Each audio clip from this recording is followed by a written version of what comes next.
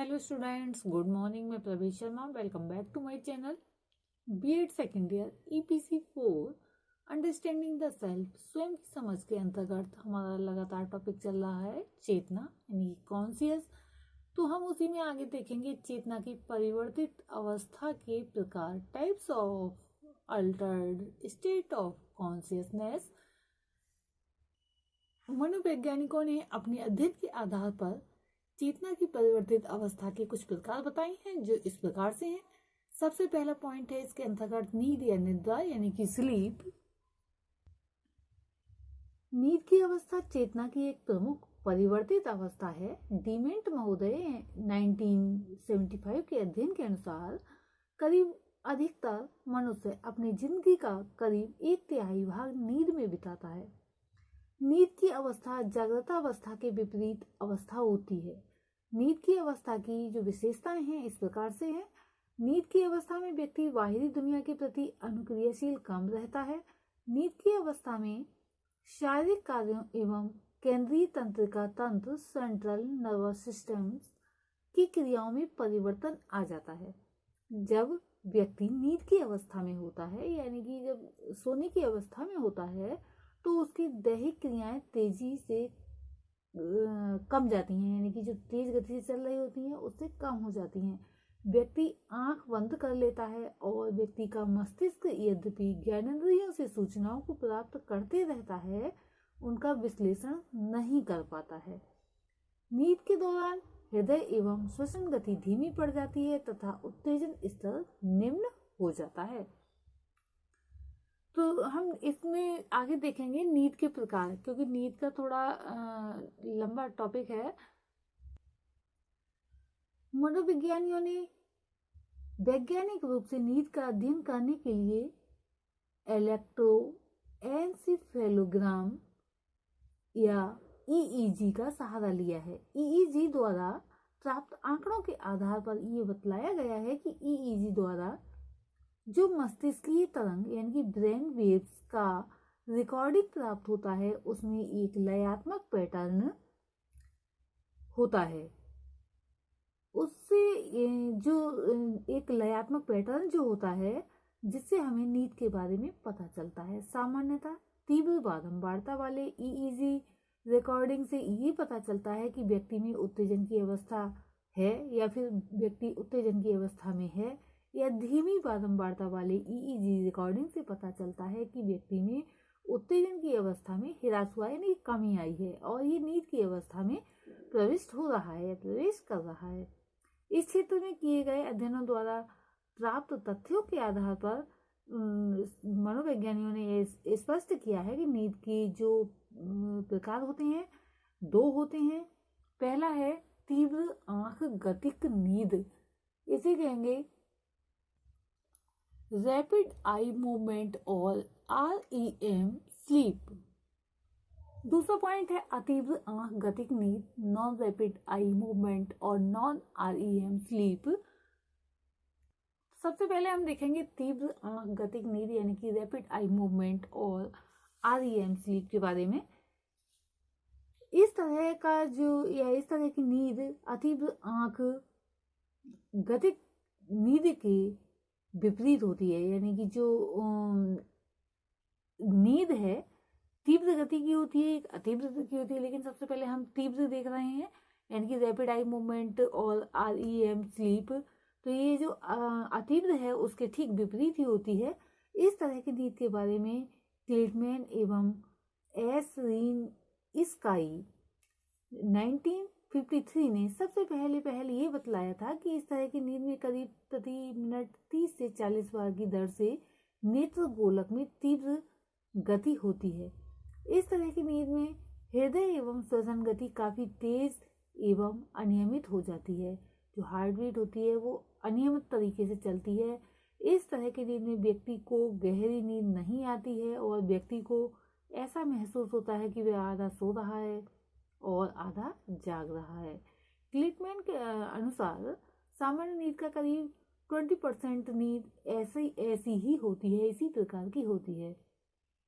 दैहिक सबूतों से ये पता चलता है कि इस तरह की नींद में मस्तिष्क अपने संवेदी एवं क्रियात्मक स्रोतों यानी कि मोटर चैनल से कुछ हद अलग हो जाता है, कुछ हद तक अलग हो जाता है तथा शरीर के अन्य भागों में आने वाले उत्तेजन मस्तिष्क में प्रवेश नहीं कर पाते हैं और व्यक्ति कोई भी क्रियात्मक अनुक्रिया यानी कि मोटर आउटपुट नहीं कर पाता है, यानी कि अगर उसको पता चलता रहता है लेकिन वो आउटपुट नहीं दे पाता है। इसके बावजूद भी इस तरह की नींद में व्यक्ति का मस्तिष्क यानी कि ब्रेन बहुत सक्रिय रहता है। यदि नींद की इस अवस्था से व्यक्ति को अचानक उठा दिया जाता है तो इस बात की संभावना करीब सदा बनी रहती है कि वह ये बतलाएगा कि वह कोई ना कोई स्वप्न देख रहा था। शायद यही कारण है कि तीव्र गतिक नींद को स्वप्न नींद यानी कि ड्रीम स्लीप भी कहा जाता है। इस तरह के स्वप्न की विशेषता ये होती है कि वह अतार्किक होता है, इलॉजिकल होता है तथा उसका स्वरूप सांवेगिक होता है। जो ऊपर से तीव्र आंख गतिक यानी कि REM स्लीप का जो बताया गया है इसके बारे में, इसकी कुछ विशेषताएं होती हैं जो इस प्रकार से हैं। इस नींद में ऐच्छिक पेशीय क्रियाओं का तीव्र दमन पाया जाता है। इसमें ऐसा लगता है कि शरीर में जैसे कि एक तरह से कोई प्रॉब्लम हो गई हो और अपनी इच्छा से गति नहीं कर पाता है। इस नींद में व्यक्ति का मस्तिष्क उत्तेजित होता है और हालांकि व्यक्ति बिल्कुल ही अचेतन होकर सोया रहता है। यही कारण है कि उसे कुछ मनोवैज्ञानिकों ने विरोधाभासी नींद भी कहा है।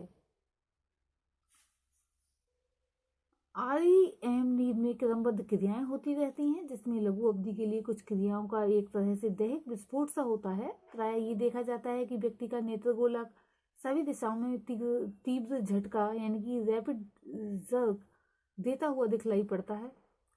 आंख की पुतली के आकार में परिवर्तन हो जाता है और मध्यकर्ण में संकुचन हो जाता है तथा अन्य कुछ लक्षण भी दिखाई देने लगते हैं। इस नींद में स्वायत्त तंत्र का तंत्र के कार्यों में अभूतपूर्व परिवर्तन आता है। जो नर्वस सिस्टम है तो उसमें क्या है, एक अभूतपूर्व अलग प्रकार का परिवर्तन आता है। श्वसन गति तथा हृदय की गति में तीव्रता एवं अनियमितता आ जाती है। रक्तचाप में वृद्धि हो जाती है। इस प्रकार से इसे कहा जा सकता है कि REM नींद तथा NREM नींद दो प्रकार की होती है। तो हम अब देखेंगे अतीव्र आंख गतिक नींद यानी कि नॉन REM और NREM स्लीप के बारे में। अतीव्र जो है आंख गतिक नींद में व्यक्ति को गहरी नींद आती है तथा व्यक्ति में संवेदी प्रक्रियाएं सेंसरी प्रोसेसिंग काफी कम हो जाती है। इसमें नेत्र गोलक यानी कि आईबॉल्स की में गति नहीं के बराबर होती है तथा इसमें श्वसन गति एवं हृदय गति काफी धीमे हो जाते हैं। व्यक्ति के शरीर का रक्तचाप भी कम हो जाता है। यदि इस तरह की नींद की अवस्था में या अवस्था से व्यक्ति को अचानक उठा दिया जाता है तो 30% इस बात की संभावना बनी रहती है कि व्यक्ति ये बताएगा कि कोई ना कोई स्वप्न देख रहा था। इस तरह के स्वप्न का स्वरूप सामान्य चिंतन यानी कॉमन थिंकिंग के समान होता है तथा उसका स्वरूप संवेगात्मक तथा अतार्किक नहीं होता है। नेक्स्ट पॉइंट में हम देखेंगे नींद की अवस्थाएं, स्टेट्स ऑफ स्लीप। प्रत्येक जैविक प्राणी में नींद तथा क्रियाओं का एक जैविक लयात्मक बायोलॉजिकल रिथमिक साइकिल होती है जिसे जो है सर्काडियन लय कहा जाता है। मनोवैज्ञानिकों ने अपने प्रेक्षण से ये पाया कि कुछ लोग तो ऐसे होते हैं जिन्हें नींद से जगाना काफी आसान होता है, जबकि कुछ लोग ऐसे होते हैं जिन्हें नींद में जगाना या नींद से जगाना बहुत कठिन होता है। नींद के इस तरह के प्रभावों का अध्ययन गंभीरतापूर्वक डीमेंट तथा किल्टमैन 1957 द्वारा किया गया। इन लोगों ने नींद के दौरान मस्तिष्क में होने वाले वैद्युतीय परिवर्तनों इलेक्ट्रिकल चेंजेस जिसे EEG जो है कहा गया, इसके द्वारा मस्तिष्क तरंगों यानी कि ब्रेन वेव्स के रूप में रिकॉर्ड किया जाता है को मापने की कोशिश की गई। साथ ही साथ इन दोनों ने नींद के दौरान नेत्र गोलक की गतियों आई मूवमेंट्स को भी मापा। मस्तिष्क तरंगों के पैटर्न के विश्लेषण से ये स्पष्ट हुआ कि नींद की 5 अवस्थाएं होती हैं, 5 स्टेट्स होते हैं जिसमें से प्रथम 4 अवस्थाएं NREM, जो कि बताया गया था नॉन रैपिड आई मूवमेंट और नॉन REM स्लीप, इसके बारे में बताया गया था कि होती हैं। और अंतिम अवस्था REM यानी कि रैपिड आई मूवमेंट नींद की होती है। इन पांचों अवस्थाओं का वर्णन हम एक एक करके करेंगे। सबसे पहला है प्रथम अवस्था या स्टेज फर्स्ट। ये पहली अवस्था है NERM की पहली अवस्था होती है। जब व्यक्ति सोने की इच्छा से लेटता है यानी कि सोने के लिए जाता है, उस समय वह तनाव रहित एवं आराम जागृत अवस्था में होता है और उस समय उसके मस्तिष्क से जो तरंग बनते हैं उसे अल्फा तरंग या अल्फा वेव कहा जाता है, जो प्रति सेकंड 8 से 12 चक्र की गति से नियमित ढंग से बनता है। इसके बाद जब व्यक्ति को नींद आने लगती है तो अल्फा तरंग का वर्णन लगभग समाप्त हो जाता है, या बहुत कम ऊंचाई की मस्तिष्क तरंगें जिनकी बारंबारता इनकी फ्रिक्वेंसी प्रति सेकंड 2 से 7 तक की होती है बनती हैं। यहीं से नींद की पहली अवस्था प्रारंभ होती है। इस अवस्था से व्यक्ति को नींद से जगा देना काफी आसान होता है। अब हम देखेंगे सेकंड स्टेज, द्वितीय अवस्था या स्टेज सेकंड। नींद की दूसरी अवस्था में मस्तिष्कीय तरंगों के स्वरूप में काफी परिवर्तन आता है। इस अवस्था में अल्फा तरंग से अधिक तीव्र गति से यानी कि करीब 14 से 16 चक्र या बारंबारता फ्रिक्वेंसी प्रति सेकंड की दर से मस्तिष्क तरंगें बढ़ने लगती हैं, जिसे मनोवैज्ञानिकों ने तकला यानी कि इसके लिए कहा जाएगा स्पिंडल कहा है। इसके अलावा कभी कभी मस्तिष्कीय तरंग की ऊंचाई में अचानक वृद्धि या ह्रास भी होता है, यानी कि कभी तेज हो जाती है, बहुत ऊंचाई हो जाती है और कभी बहुत कमी आ जाती है। तीसरी अवस्था या स्टेज थर्ड, इस अवस्था में जो मस्तिष्कीय तरंगें बनती हैं ये काफी धीमी तरंगें यानी कि स्लो वेव्स जैसे कि प्रति सेकंड 1 से 2 चक्र बनती हैं। ऐसी तरंगों को डेल्टा तरंग या वेव्स कहा जाता है। इसमें जितना भी तरंगें बनती हैं उनका 50% से कम परंतु 20% डेल्टा तरंग ही होते हैं। इसे भी जो है इसको तृतीय अवस्था कहा गया है। रात की नींद का करीब 5% नींद इस तरह की अवस्था की ही होती है। इस अवस्था से व्यक्ति को जगाना थोड़ा कठिन होता है क्योंकि नींद गहरी होती है। अब हम देखेंगे चतुर्थ अवस्था या स्टेज फोर्थ। चौथी अवस्था गहरी नींद यानी कि डीप स्लीप की अवस्था होती है। इसमें जितने भी मस्तिष्क की तरंगें बनती हैं उनका करीब 50% से अधिक डेल्टा तरंगें यानी कि डेल्टा वेव्स होती हैं। रात की नींद का करीब 15% यानी कि 15% नींद इसी अवस्था की होती है। तीसरी अवस्था के समान ही इस अवस्था में सोने पर व्यक्ति को नींद से जगाना कठिन होता है। जो ये 4 प्रकार की अवस्थाएं बताई गई हैं ये NREM नींद की होती हैं, और जब व्यक्ति करीब 1 घंटा नींद में बिता चुका होता है तो दूसरी तरह की अवस्था अर्थात REM अवस्था प्रारंभ हो जाती है, जो नींद की 5वीं अवस्था होती है। इस अवस्था में पंचम अवस्था यानी कि स्टेज फिफ्थ में NREM की पहली अवस्था में पाए जाने वाले मस्तिष्क की तरंगें पुनः बनने लगती हैं। दूसरे शब्दों में इस अवस्था में पुनः ऐसी तरंगें बनने लगती हैं जिनकी ऊंचाई कम होती है तथा जो कम नियमित होती हैं। रात की नींद की ये पहली अवस्था यानी कि REM अवस्था होती है, जो सबसे कम अधिक अर्थात करीब 5 से 10 मिनट की होती है।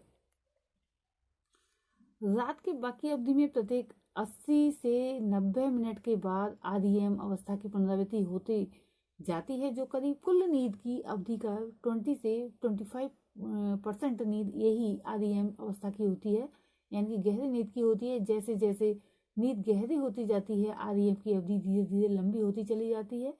जैसा कि अभी बताया गया था, जब व्यक्ति रात में सोने जाता है उस समय उसके करीब 1 घंटे बाद REM की पहली अवस्था आती है, जिसकी अवधि 5 से 10 मिनट की होती है। उसके बाद 80 से 90 मिनट के बाद REM की अवस्था की पुनरावृत्ति होती जाती है और उसकी अवधि लगभग 50 से 60 मिनट की होती है। REM की किसी भी अवस्था से यदि व्यक्ति को उठाया जाता है तो 80% संभावना इस बात की है कि व्यक्ति ये बताता है कि वह कोई ना कोई स्वप्न देख रहा था। इससे स्पष्ट होता है कि नींद की 5 अवस्थाएं होती हैं, जिसमें प्रथम 4 अवस्थाएं NREM की होती हैं और 5वीं अवस्था REM नींद की होती है। पूरी रात NREM तथा REM में की ये दोनों सामान्य अवस्थाएं बारी बारी से आती हैं। इन दोनों का वास्तविक पैटर्न एक व्यक्ति से दूसरे व्यक्ति तक कुछ परिवर्तित होते रहता है तथा उम्र बीतने पर या बीतने का भी प्रभाव उस पर पड़ते देखा जाता है। एक नवजात शिशु अपने पूरे नींद के समय का 50% समय REM नींद में बिताता है तथा 5 साल की उम्र होते होते ये प्रतिशत करीब 20% से 25% पर आ जाता है और ये अनुमान लगभग वृद्धावस्था तक बना रहता है, जहाँ से ये आगे घटकर करीब 16% या उससे भी कम हो जाता है। सभी आयु के व्यक्तियों के लिए मध्यरात्रि के बाद नींद की तीसरी और चौथी अवस्था लगभग समाप्त हो जाती है, क्योंकि इस अवस्था में REM नींद अधिक प्रबल हो जाती है। विस्तार अधिक होने से थोड़ा टाइम ज़्यादा लग जाता है। अब यहीं पर समाप्त करते हैं। आज के लिए इतना ही। धन्यवाद।